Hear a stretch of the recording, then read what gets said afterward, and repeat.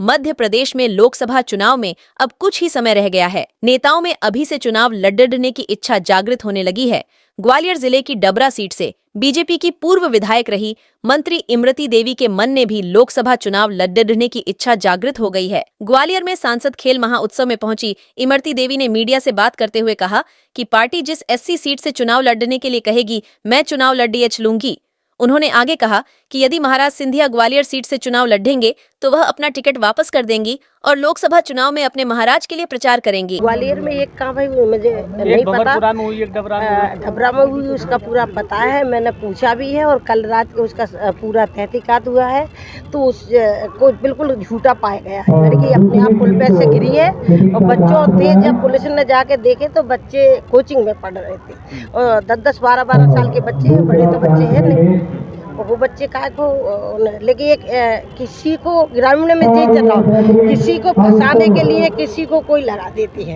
लेकिन ये पुलिस की तहकीकात इतनी अच्छी रही, पुलिस का इतना अच्छा काम रहा कि उन्होंने उजागर बात कर दी कि किसी पे कोई केस। लगातार बीजेपी के नेता कांग्रेस में जा रहे हैं, मुरैना की माफी बीजेपी में जाने की कवायद है, वो नेताओं से भी मिली है।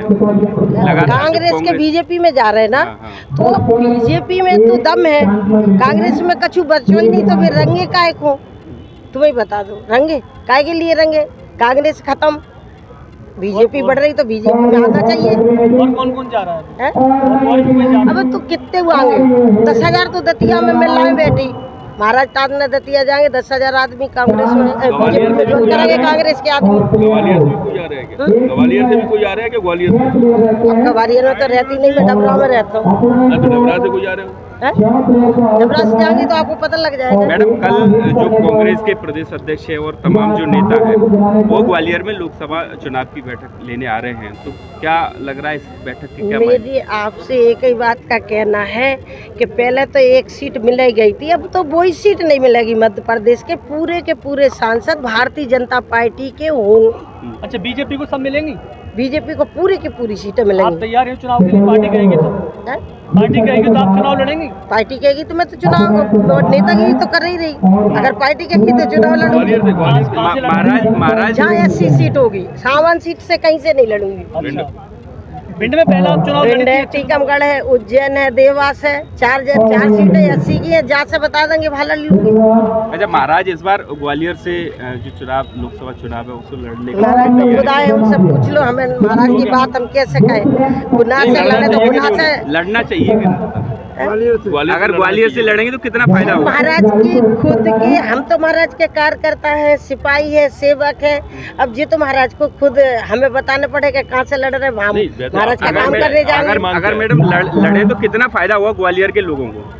अगर ग्वालियर से लड़े तो कितना फायदा हुआ ग्वालियर? अभी तक कितना फायदा नहीं हुआ, महाराज ने कितना फायदा नहीं किया।